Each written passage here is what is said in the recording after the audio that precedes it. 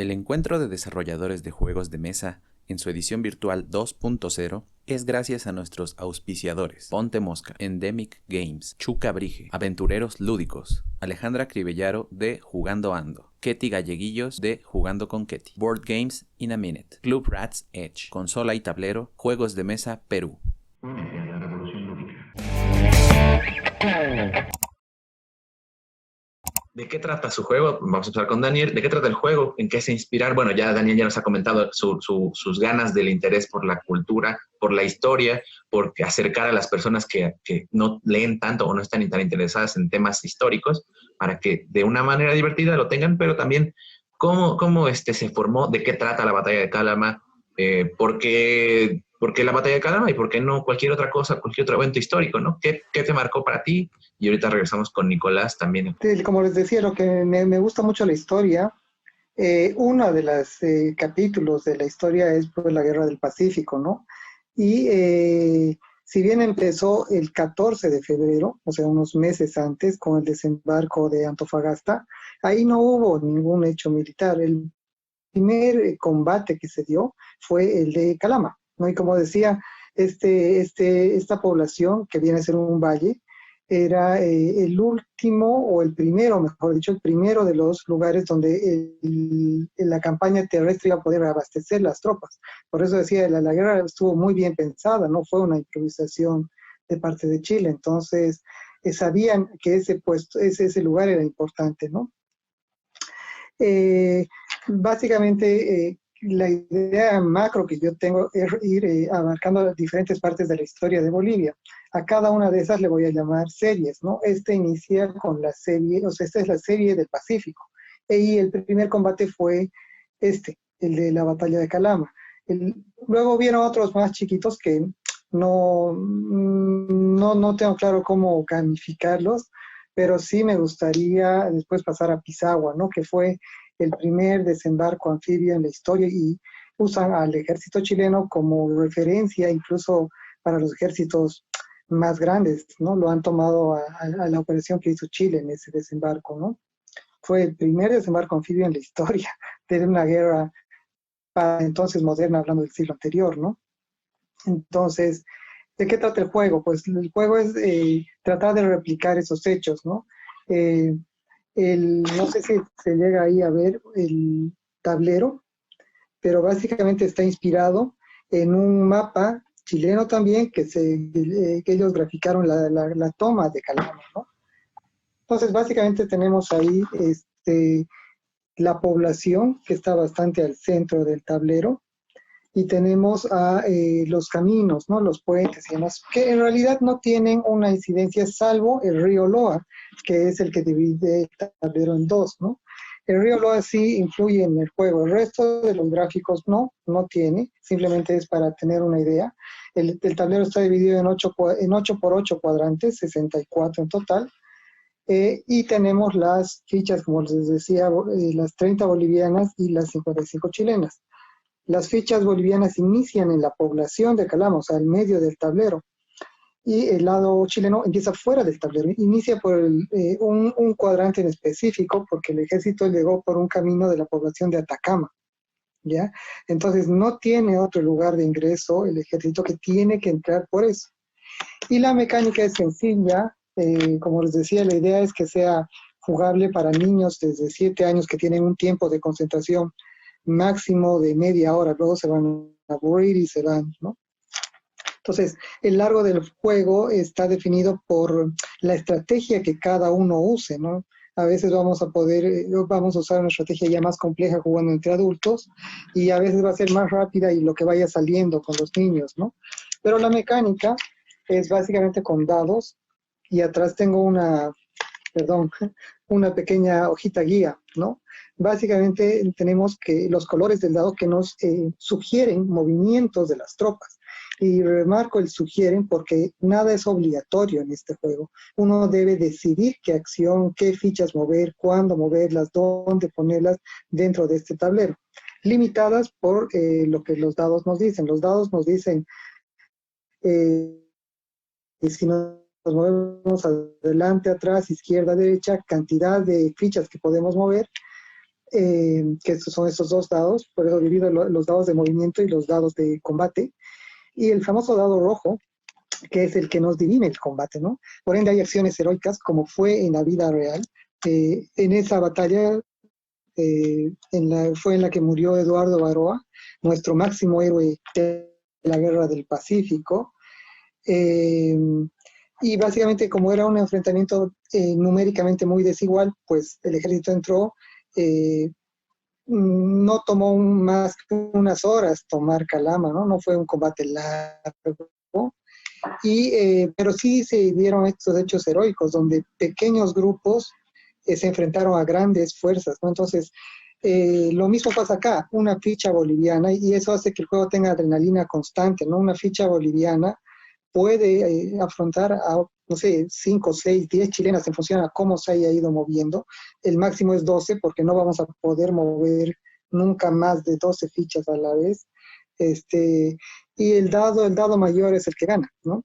Entonces es un juego que es para mí equilibrado, pero no solo entre los jugadores, sino entre edades.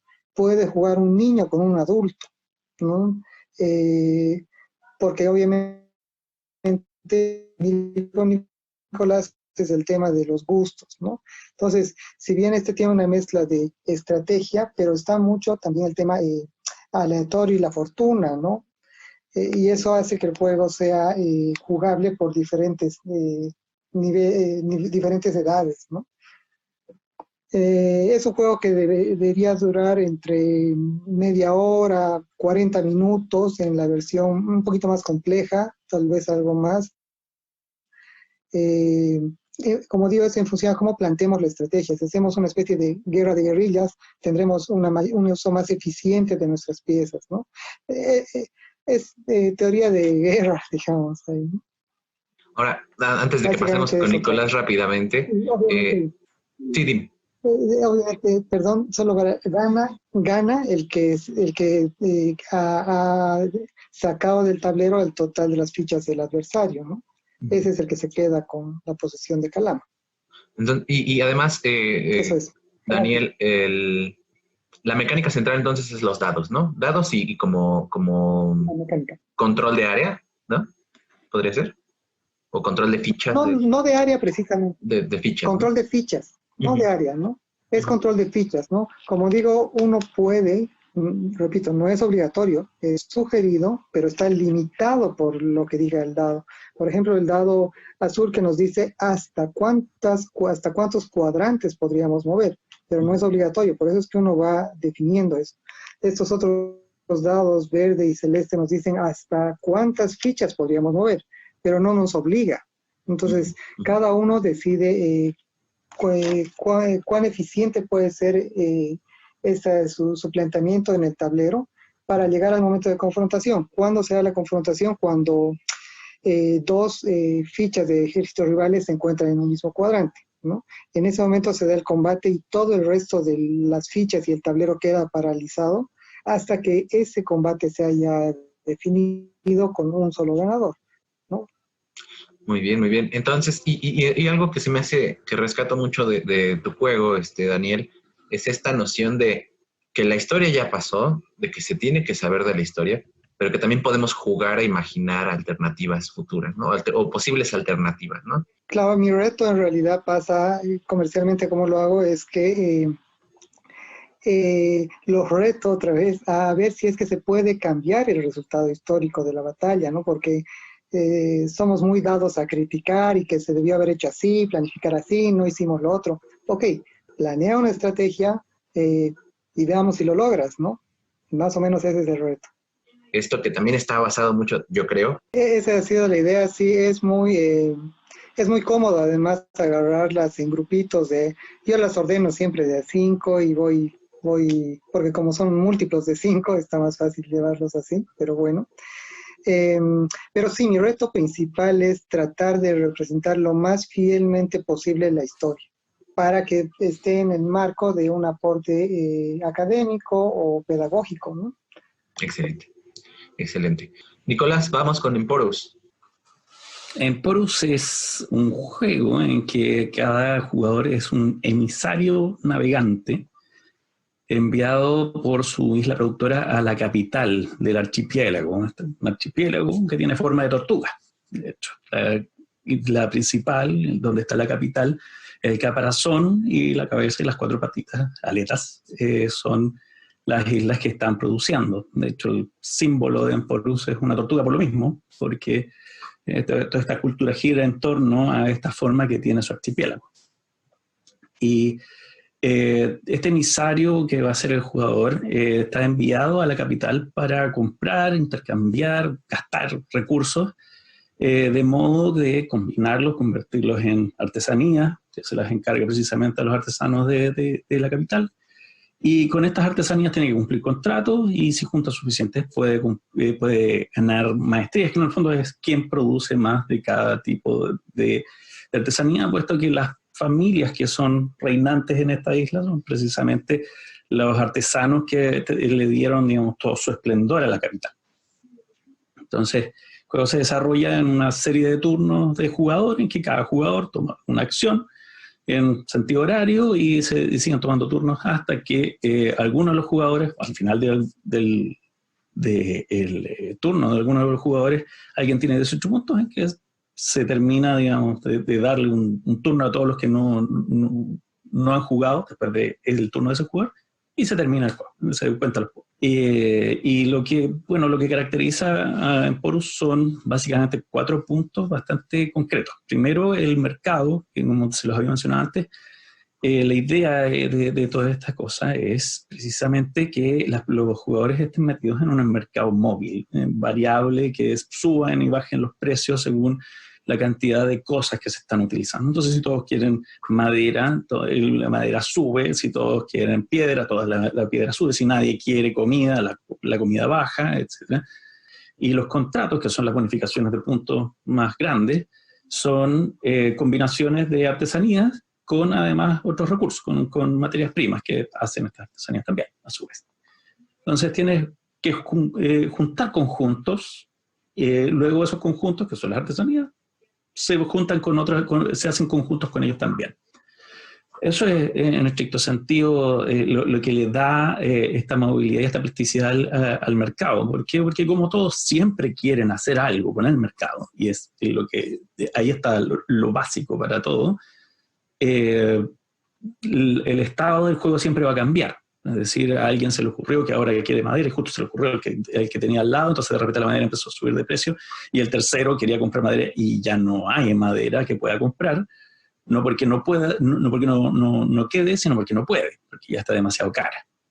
Esto es una de las cosas que normalmente le gusta más a la gente, porque la variación de los precios te da precisamente pie para negociar después. Es decir, si por chance compraste un pedazo de metal y lo tienes ahí, no tienes nada que hacer con él, porque te equivocaste por cualquier cosa, o que lo compraste porque estaba barato y va a ver qué hago con él, y de repente alguien está desesperado porque necesita metal, puede decir, ¿quieres metal? No, eso de ahí se ve muy apetitoso, ¿qué te parece? Sí. Y esa es la parte, digamos, que la gente suele disfrutar harto. Es decir, disfrutan mucho que cuando las cosas están caras tienen posibilidad de regatear. El chileno tiene una especie de tabú con el regateo. Entonces me preguntabas un poco el tema cultural. En Chile es un poco tabú regatear. Es como que la gente no regatea. No.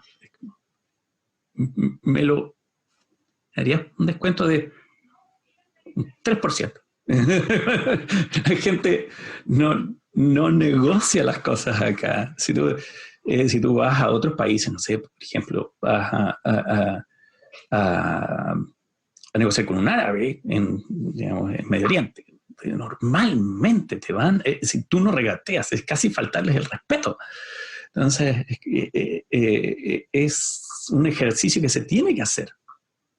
Y aquí no se hace. Pero el chileno secretamente quiere hacerlo, pero no se atreve.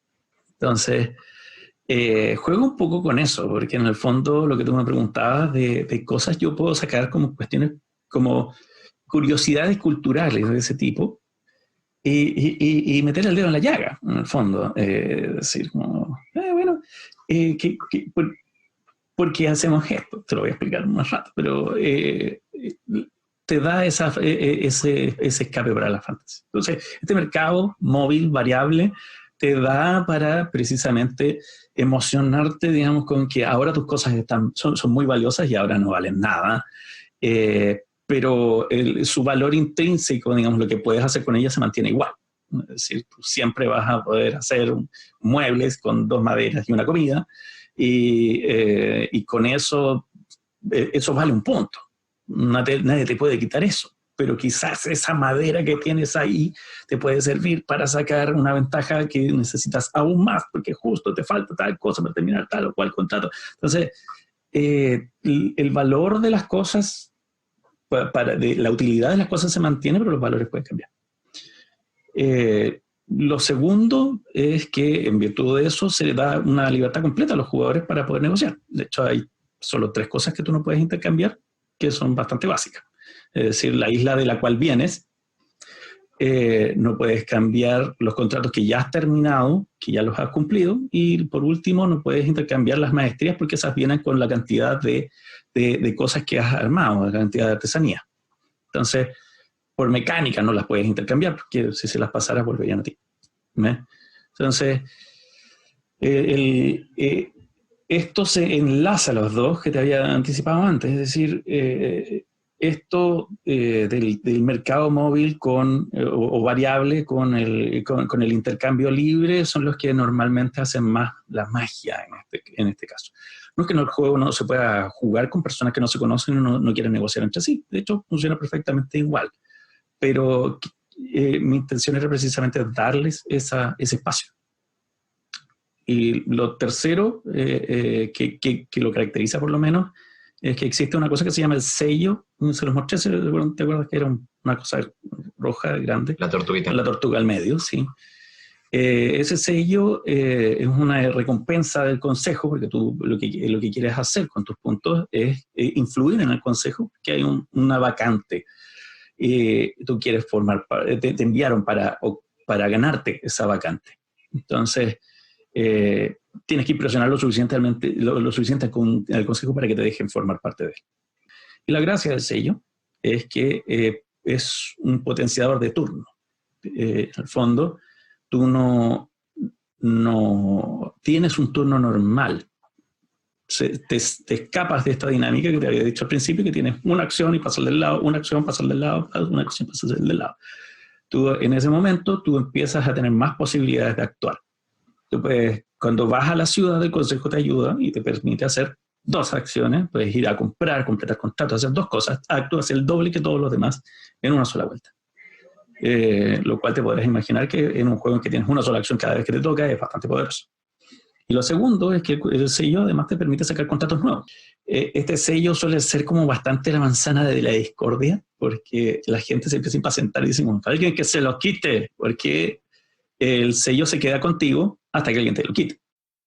Entonces, este favor del consejo se va cambiando de lugar, y eso es lo que le da mucho más dinámica al juego, lo hace mucho más rápido, le da un incentivo a los jugadores para que no se queden con sus puntos hasta el final de la partida, sino que es un incentivo durante el juego para que durante la partida hagan puntos y no hagan esta cosa de no, voy a tratar de hacer esto que voy a sacar todo al final. Y lo último es que además tú puedes influir en terminar el juego antes, porque tú cuando haces, hay ciertos costos que te hacen perder monedas que son muy valiosas en el fondo, pero estas monedas son valiosas porque te dejan comprar cosas, etc. Entonces, tú, con costos de 2, 4, 6, 8, te podrás imaginar que una moneda es bastante valiosa. Entonces, tú pierdes permanentemente una moneda y esta moneda pasa a ser que es un costo para terminar contratos o para hacer una artesanía, y esta moneda hace que el juego se termine más rápido, porque como te había dicho al principio, juegas hasta que alguien tiene 18 puntos, pero si tú pones tiendas, cuando gastas esta moneda, este costo le da un punto a todos los jugadores. Entonces, cada tienda que se pone le da un punto de base a todos los jugadores, por lo tanto, el piso de todos aumenta, ya no partes de cero.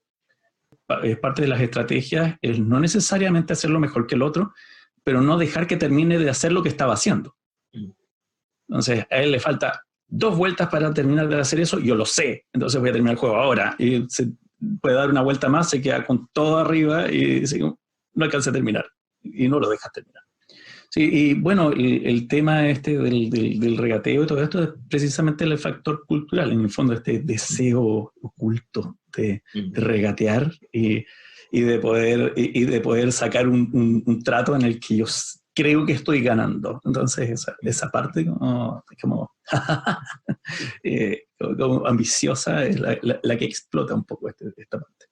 Fíjense que estos 2 juegos que nos acaban de compartir empatan bastante bien con el objetivo y con la temática propuesta para la iniciativa de Revolución Lúdica, que eran historias y historias y leyendas de tu país, ¿no? Tenemos participantes de toda Latinoamérica. Yo observo mucho en los 2 juegos, por ejemplo, en el caso de Daniel, que obviamente tuvo que tener una investigación extensa para realizar un juego histórico lo más preciso posible, y observo que, por ejemplo, la mecánica de los dados y de control de fichas está basado también en arriesgarse, ¿no? En probar su suerte y en tomar estas decisiones heroicas, como decía Daniel, para entonces tratar de cambiar, ¿no? O sea, obviamente es un juego desbalanceado, donde algo más a favor, ¿no? La cantidad numérica a favor del ejército chileno, y entonces el tomar este riesgo y el aventurarse o tomar estas decisiones heroicas con el dado rojo, habla más de esta toma de decisiones rápida, ¿no? Y en el caso de Nicolás,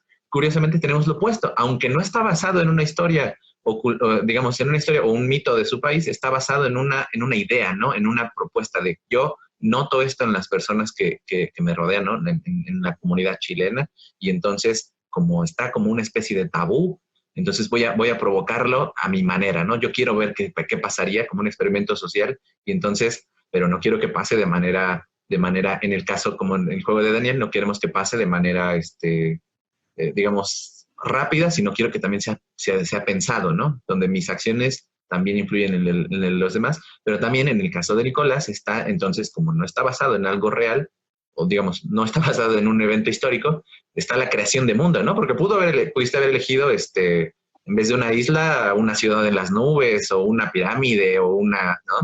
Entonces aquí está muy bien definido cómo, a partir de la intención que tiene cada uno de ustedes, también está determinando tanto el tema como las mecánicas, y cómo todo esto tiene una consecución lógica, ¿no, Daniel? Creo que por ahí quieres comentar algo. No, claro, en realidad básicamente es eso, ¿no? Pero solo era acotar a lo que decías, me olvidé decirles que existen diferentes niveles, que hay unos niveles sugeridos, pero podemos cambiar, y está en base a la cantidad de fichas, ¿no? Por ejemplo, el nivel inicial es jugar 30 fichas contra 30. Y el nivel ya más dificultoso es usar el total, 30 contra las 55. Pero podemos ir variando en función a la diferencia de edades. Si estamos jugando con un niño y queremos darle cierta ventaja, bueno, démosle más fichas, ¿no? En el caso de Nicolás también, una vez que ya se pasa la primera, se juega una vez, ya puedes agregar nuevas fichas, ¿no, Nicolás?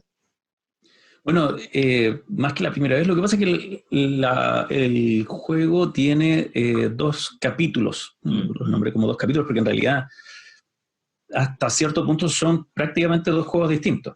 Porque sobre esto que les expliqué, el capítulo 2 le interioriza un poco en la historia de cómo llegamos a este puesto vacante, que básicamente al consejero lo mataron.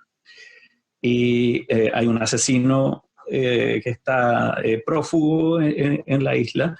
Sin embargo, este asesinato no fue en absoluto al azar, ya que fue otro consejero el que se lo encargó. Así que los emporos en este capítulo, estos emisarios los involucran en esta historia y los obligan a participar en los negocios turbios del consejo.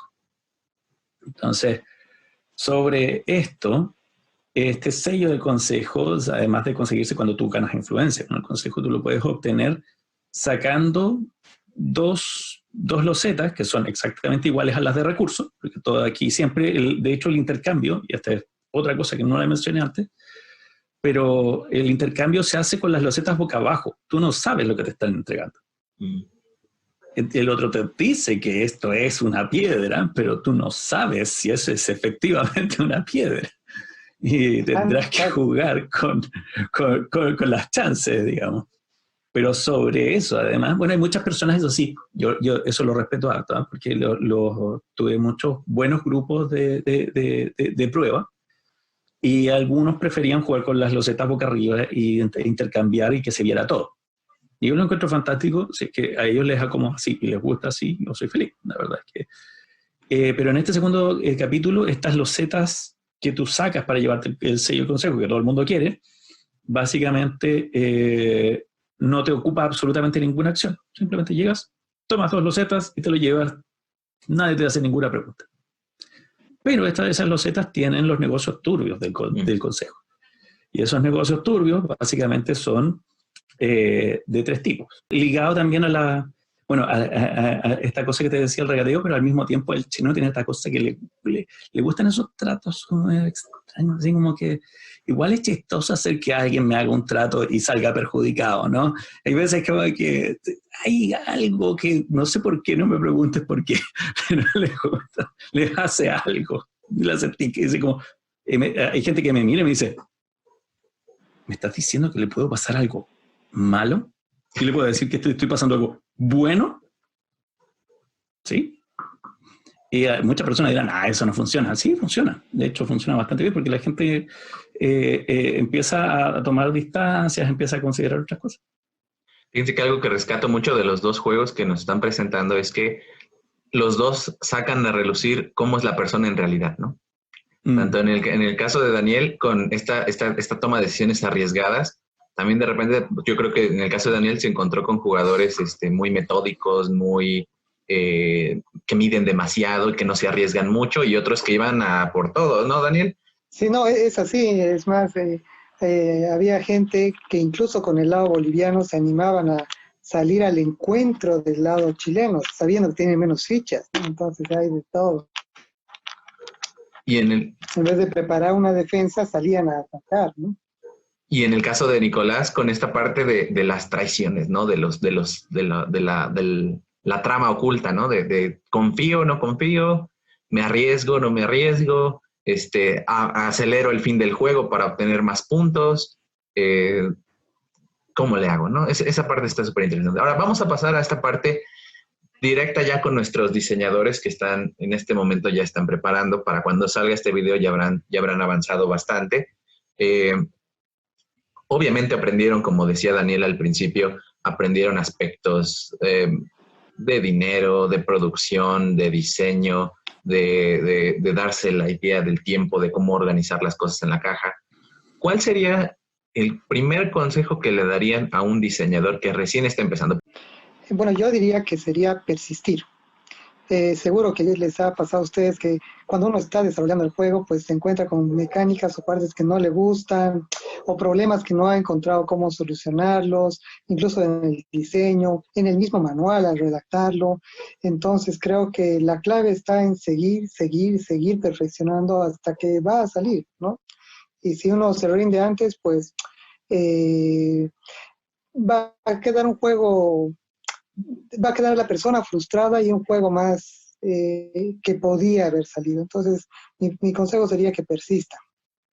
En ese caso, yo por lo menos consejo concreto, haciendo eco de lo que dice Daniel, es dedíquenle media hora o una hora, por lo menos media hora al día, siempre, todos los días. Algo. Puede ser cualquier cosa, puede ser, tengo que cambiar tal cosa en el prototipo, voy, cambio el prototipo. ¿Sabes qué?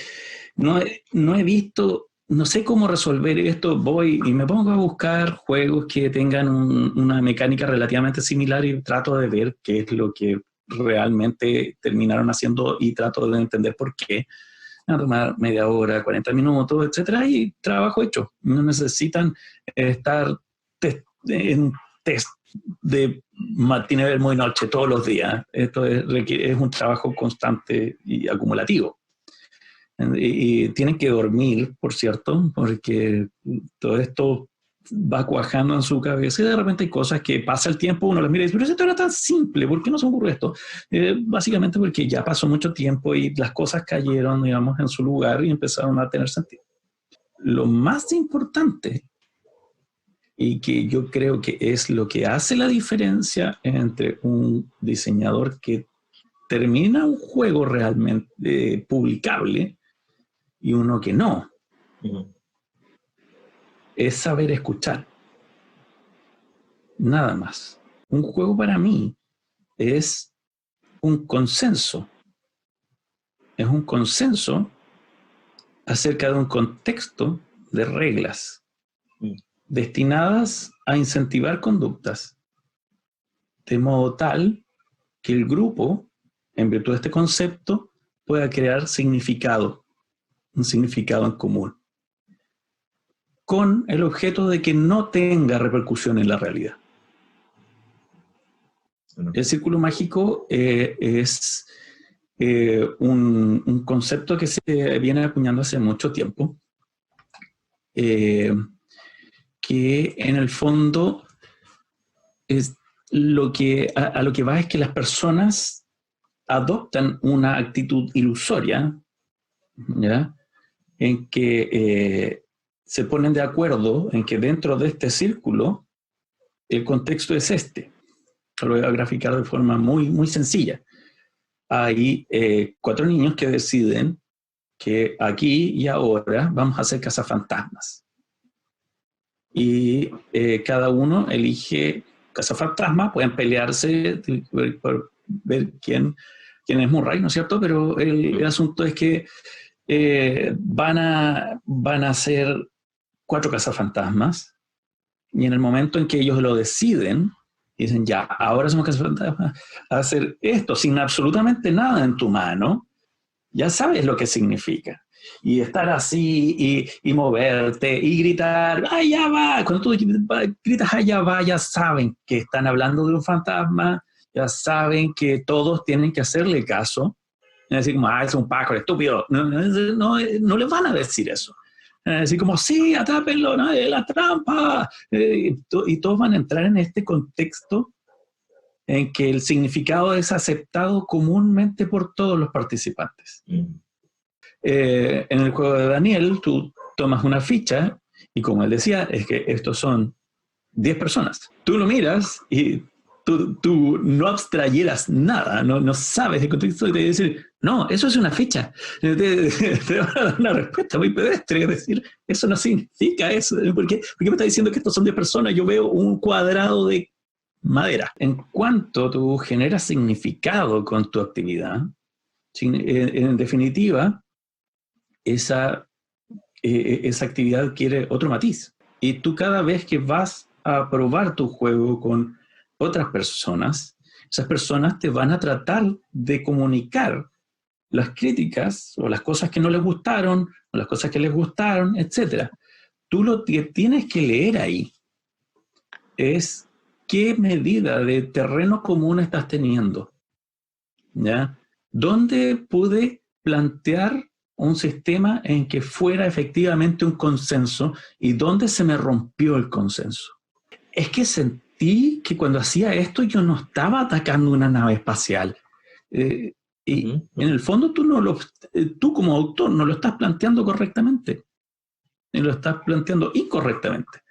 Porque te están diciendo, oye, ¿sabes qué? Yo no puedo llegar a un acuerdo contigo en que esto es atacar una nave espacial. Y si es que hay muchas personas que te lo reiteran, significa que tú no estás haciendo llegar el mensaje. No estás haciendo una propuesta que te permita llegar a un consenso con los jugadores. Oye, ¿sabes qué? Esto es una isla desierta. Esta carta significa isla desierta. Y si el jugador te dice, no. Inmediatamente te acabo de decir eso y tú sabes que ese jugador no va a jugar ese juego. Claro. Yo creo que hay algo que es, y perdón, que es muy importante en lo que tú dices, es la ilustración, el diseño gráfico, que es el que te ayuda mucho a llegar a ese punto que dices. Sí, o sea que la propuesta tiene que ser, como es una propuesta de significado, tiene que ser todo el contenido, no solo las reglas, sino que cómo se ve. Como dice Daniel, correctamente, diseño gráfico, arte, tiene que ser congruente porque ese es parte de tu planteamiento. Tú quieres un juego de traidor oculto y que lo más entretenido es tratar de encontrar quién es el traidor oculto. Y de pronto todos se entretienen mucho con la colocación de trabajadores y que hay que ganar puntos. Y tú, ya, pero el traidor, es que más entretenido esta parte de acá, déjame aquí, tranquilo, tranquilo. ¿Ya? Y tú pero el traidor, déjame tranquilo, este está muy entretenido, esta parte de acá está muy entretenida. Entonces, significa que tú tienes que tomar una decisión. O hiciste un muy buen trabajo haciendo un juego de colocación de trabajadores o un muy mal trabajo haciendo un juego de traidor oculto. Llega un punto, yo creo que a Daniel también le pasó, llega un punto en que no es, o sea, es obra tuya, pero no es tan tuya. Y como que tú lo empiezas a ver como una entidad aparte de ti y que hay cosas que no puedes tocar porque en realidad es que él es así. Como que, es que esas, no es que no está en el espíritu del juego.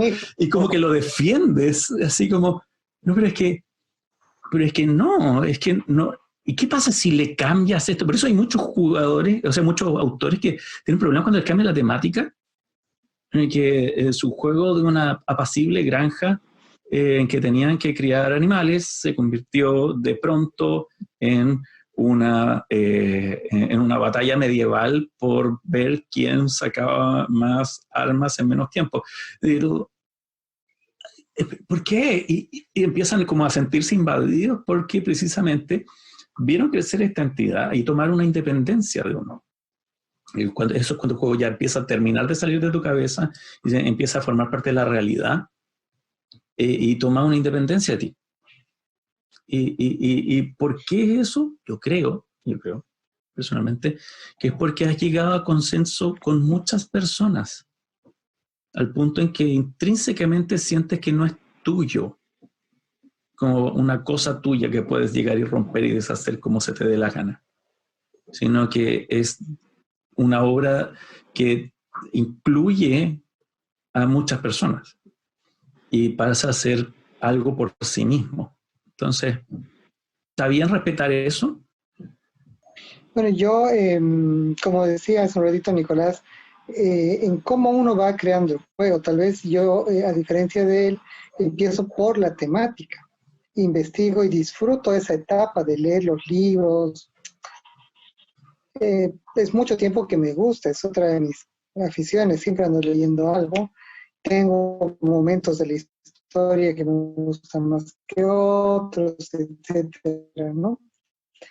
Pero como mi es realmente posible una realidad, pues me es más difícil ceder, digamos, en este cambio de cosas, ¿no? Sí puedo ceder más que nada en aportes que haga que el juego sea más divertido, la dinámica sea más corta, más larga, más difícil, etcétera, ¿no? Pero como parto por el tema, me gusta que respeten el hecho histórico. En este caso y en los que vienen, ¿no? Porque vengo con otros proyectos que igual son con contenido histórico o de temática histórica.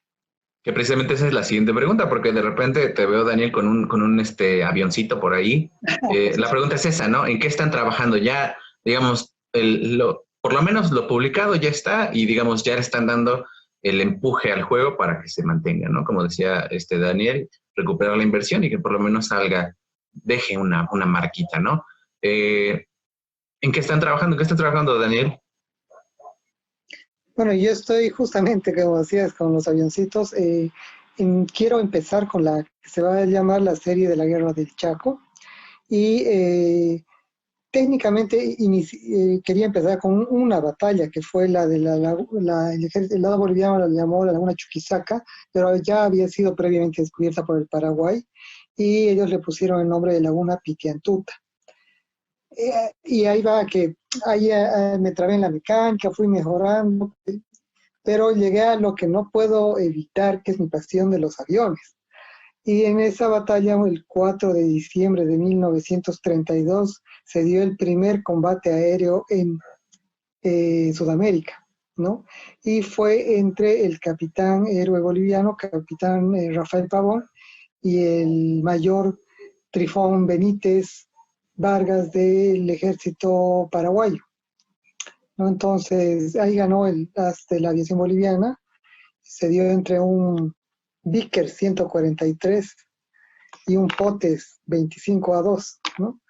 Y el juego se va a tratar obviamente de este combate aéreo. Uno tiene que estar controlando el avión a través de un tablero auxiliar, un tablero de control del avión, y sobre un tablero que le voy a llamar genérico dentro de esta serie, ¿no?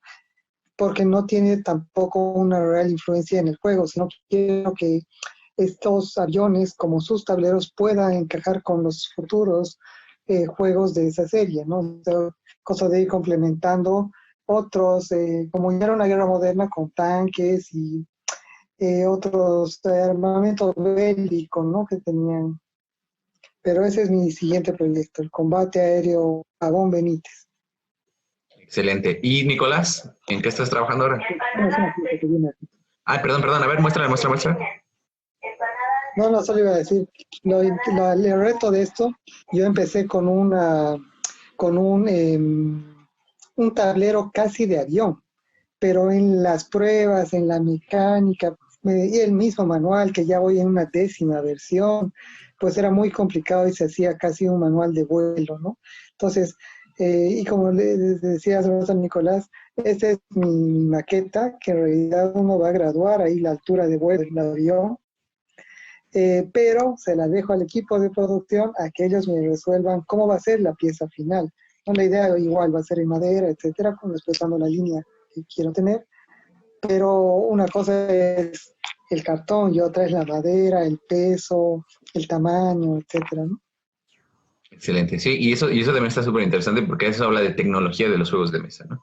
No nada más es ensambla 2 piezas de cartón y ya tienes un avión, sino es también el look, ¿no? El cómo se ve, el cómo se siente y el cómo a final de cuentas se empata, ¿no? Esta parte de tener un tablero de avión estaría genial, pero también daría un juego muy complicado, por lo que entiendo. Entonces es esta flexibilidad que decíamos de tomar qué es la esencia de mi juego, qué es lo que sí quiero transmitir y qué es lo que no, ¿no? Así es, ¿no? Entonces, en ese caso sí puedo, sí he cedido en no cargar algo que es mi pasión, mi gusto, que era el tablero del avión, por un tablero más amigable, por decirlo así, pero que nos permite tomar las decisiones del avión, que básicamente son sus ejes de altura, dirección, ¿no? Y las áreas de rango de alcance de las ametralladoras, que casualmente tenían prácticamente el mismo armamento los 2 aviones, salvo que en la realidad el avión paraguayo tenía 2 tripulantes, por ende podía disparar hacia atrás. Por equilibrio del juego acá no puedo dejar que eso pase. Ambos van a disparar solamente hacia adelante, ¿no? Excelente. Muy bien, pues esperamos que cuando eso sea nos des ahí un preview del juego porque sé que va a estar bastante interesante. Y Nicolás, No, gracias. Y Nicolás, ¿en qué estás trabajando? Estoy trabajando ahora es una que le puse Come Bichos, un nombre poco más imaginable, pero es un juego de cartas. De hecho son hasta ahora 23 cartas, nada más. Es un juego bastante sencillo y bien divertido, de hecho. Sí, es que, bueno, esto es un prototipo vergonzoso de lo que hago yo. Pero este juego es un juego sobre una competencia de juegos de comer bichos. ¿Ya? Entonces, tienes bichos que te los puedes comer y que tienen sabor a frutas, ¿no es cierto?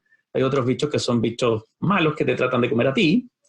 Y hay bichos que se vuelan y de repente llega la plaga, ¿no es cierto? Que es esta cosa de acá. Entonces, el juego trata de que los jugadores se turnan para ser el mesero en esta competencia de bichos. y como meseros, el chef, que va a ir cambiando cada ronda, les va a entregar un bicho para servir, que en el fondo toman una mano de 3 cartas, eligen una y se la pasan boca abajo y le dicen una fruta que esté en la carta. Entonces, si te fijas, todas las cartas, incluso las malas, tienen frutas. Por lo tanto, tú nunca vas a tener que mentir. Tú simplemente dices una fruta. Pero los bichos más malos son los que más frutas tienen. Por lo tanto, lo más probable es que tenga hartas opciones para pasarte algo malo sin tener que mentir. Entonces, ¿qué sucede? Que cuando el chef le pasa al mesero, nos turnamos para ser el mesero decide quién se come este bicho, y este bicho se lo puedo pasar a cualquiera. Me lo puedo comer yo, se lo puedo pasar al chef de vuelta, o se lo puedo pasar a cualquier otro que esté participando. Entonces, digo, te lo vas a comer tú. Se lo da vuelta y ve qué es lo que sucede. Entonces, el que junta 3 frutas distintas, gana. El que le sale un bicho malo, pierde, o sea, queda fuera de la ronda. Y si le salen 2 bichos volando, entonces, o sea, si le sale el segundo bicho volando, en el fondo, también pierde, queda fuera de la ronda. Entonces, tú ganas una ronda sacando las 3 frutas o siendo el último que no haya perdido. Y luego de eso sacas una carta, la dejas ahí al lado. Entonces el mazo, a medida que las personas van ganando, se va achicando y van cambiando las probabilidades de que te salga algo malo o algo bueno. No tanto, y después de que se cambia el chef, la próxima ronda reparte otro y cada uno le toca hacer más, y así. Es sorprendente que pareciera que no es ni siquiera un juego. Pareciera ser una tontería. Hay gente que me ha preguntado, ve las reglas y dice, ¿esto es un juego? Sí, es un juego. Y por alguna razón, este acto del mesero es el más importante, porque el chef sabe qué es lo que va a ocurrir, pero el mesero sabe a quién le va a ocurrir. Entonces, esto es una dinámica que en inglés se llama I split, you choose. Yo divido y tú eliges. Y en el fondo es este ejercicio cuando uno, que a uno le hacían cuando era chico, que no sé si a ustedes les pasó, que había una barra de chocolate y tu hermano no confiaba en que tú ibas a partirlo a la mitad, así que tú lo partías y él elegía. Entonces, ahí te ibas a tratar de asegurar de que quedara lo más a la mitad posible, porque no va a ser como te doy un pedacito así a ti y yo te paso el pedacito pequeño, ¿no? Entonces, esta cosa de repartir la función es la que hace, digamos, toda la gracia, porque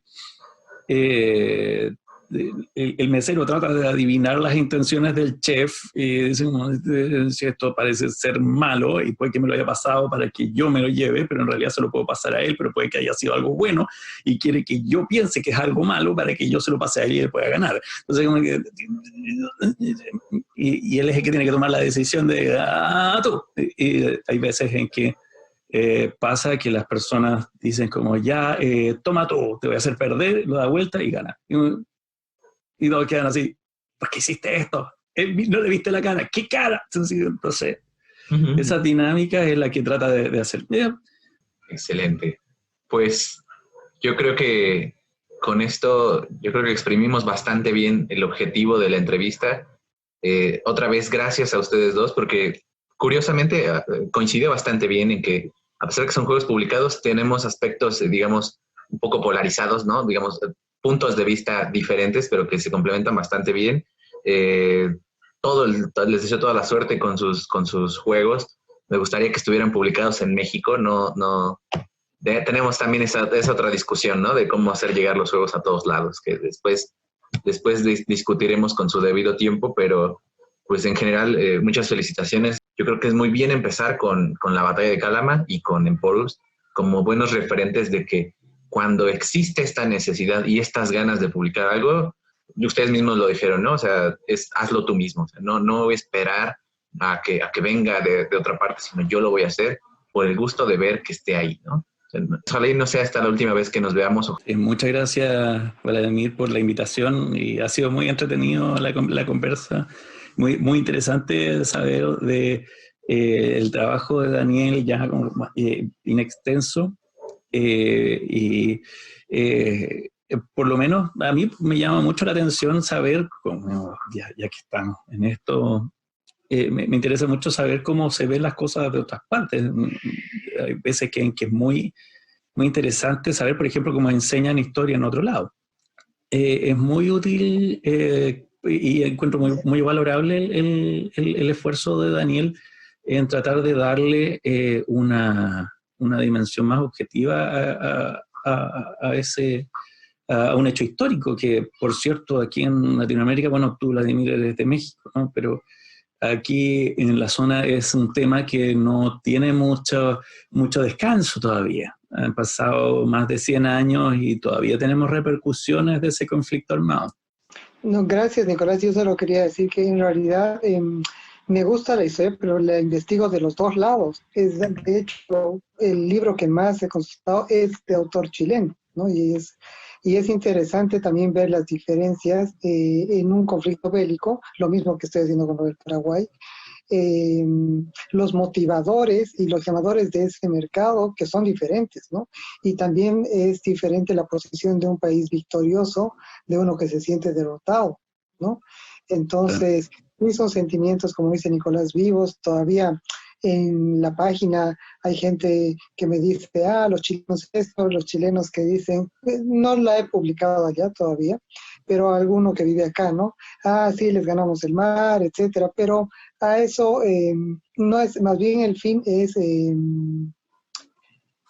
no ser un punto de discordia, más bien es un punto de poder afrontar el tema y hablarlo, porque no es un tema de que se tenga una solución sencilla, ¿no? Entonces, taparlo no tiene mucho sentido, pero sí creo que es fundamental hablarlo con respeto de ambas partes, ¿no? ¿Y qué opinas del juego de Nicolás, Daniel? Bueno, yo justamente cuando Nicolás empieza por otro lado, que no es precisamente la temática, sino el hallarlo divertido, ¿no? Esa es otra esencia que me parece tal vez más lúdica que la mía, ¿no? Porque él se asegura en primer lugar que esto sea divertido. Yo me aseguro de que refleje una realidad, ¿no? Obviamente tiene que ser divertido, si no, no tiene chiste. Pero eso, el otro lado, pues creo que a uno le permite esa libertad de hallar el gusto de juego, que también decíamos antes de empezar la grabación con Nicolás, es muy subjetivo, como decía Nicolás, para gustos hay un montón. Para gustos colores. Para gustos, exacto, ¿no? Entonces, valoro mucho eso, esa creatividad de encontrar lo divertido en situaciones incluso abstractas, en otras cotidianas. Este prototipo de el come bichos, pucha, tiene un mercado mucho más grande, el mercado para niños, pero ese detallito que lo hace divertido, creo que puede superar a una temática. Lo hace más universal que una temática, el simple hecho de que sea divertido. Sí. Bueno, le da más alcance, en el fondo. Así es. Bueno, Pues, pero de todas formas, los jugadores como más consagrados no les va a gustar probablemente, porque van a decir, esto no tiene ningún sentido. Esto no es un juego. Lo mismo me pasa a mí. Yo cuando hablo con la gente desarrolladora les digo, a ver, yo sé que esto no es un wargame, no estamos hablando de que te vas a poner 3 horas a estudiar un manual y que tienes 1.000.000 de piezas que vas a coleccionar. Y no es ese el fin, ¿no? Esto es para apuntado a un mercado más grande y con la idea de que la gente se vaya sumando a esto, ¿no? Y por eso que hallo muy inteligente la propuesta de Nicolás con un juego que sea dirigido a un segmento mucho más amplio, ¿no? Con certeza va a ser mucho más rentable, hablando ya desde ese punto de vista económico, si es que lo llamemos de un producto de consumo masivo, un juego masivo, ¿no? Y yo creo que algo muy respetable de los dos juegos es que están entregando el mejor juego que pudieron hacer. O sea, no están haciendo el juego que les hubiera gustado. Es que esta pieza me hubiera gustado que hubiera sido más grande, es que este tablero me hubiera gustado que hubiera sido más chico. Están entregando el mejor juego que pudieron hacer, tanto en componentes como en reglas, están apuntándole a lo más alto. Y eso es algo que debe de quedar bien claro. O sea, el desarrollo de juegos es precisamente para hacer un buen juego, no cualquier juego. Cualquiera puede hacer cualquiera puede hacer un juego, pero el llevar hasta el extremo, hasta donde decimos, ya este es el juego completo y es el mejor juego que quedó y son los mejores componentes que le puede hacer y es la mejor mecánica que quedó y es lo mejor, digamos, el producto bien acabado, debe de quedar bastante claro, ¿no? O sea, necesitamos juegos de este estilo. Necesitamos juegos que estén completos, bien hechos, divertidos, originales, novedosos, ¿no? En general, digamos, para hacerse escuchar, ¿no? Para dar ese lugar que normalmente no se oye, ¿no? Un juego nunca está terminado, solo llega a estar publicado, porque siempre va a faltar algo. O sea, como, igual, en esta situación yo recuerdo que pasaba algo, pero que no quería, pero igual no pasa tan seguido, igual puede ser, uno siempre puede mejorar algo. O sea, O cambiar el sistema de puntuación, esas cosas pasan. Sí. Entonces, suele suceder que en realidad terminado no va a estar. Así que, pero tampoco hay que ser tampoco exigente. Claro. Pues excelente. Con esto terminamos entonces. En la descripción del video van a estar todos los enlaces. Desafortunadamente, pues les digo, no, hasta donde tengamos no lo podemos conseguir en México o no sé si fuera de sus países de origen puedan conseguirse los juegos, pero la información va a estar ahí. Yo creo que si mandan un correo a Nicolás o a Daniel, también les contestan así como conmigo. Entonces, también esa apertura yo creo que ahí está y ojalá y se pudieran conseguir a otros lados, ¿no? Sí, bueno, pueden jugarlo en lo pueden jugar en Tabletopía. Está ya en el catálogo hace un par de semanas atrás. Excelente. Así que te voy a mandar el link para perfecto. que lo... Uh-huh. Claro, perfecto. Yo no tuve la oportunidad igual de agradecerte. Te agradezco por la organización. Tenemos a Jesús, que es nuestro, digamos, gestor de este movimiento, llamémoslo así. Y bueno, pero te agradezco la invitación, el espacio, el tiempo. Como decía Nicolás, para mí también ha sido muy ameno compartirlo con él y obviamente con tu conducción. Es sí muy interesante conocer esa otra realidad. Es muy divertido hablar con otra gente que está en lo mismo que uno, que es creando. Y eso es algo que yo valoro en general, ¿no? La creatividad.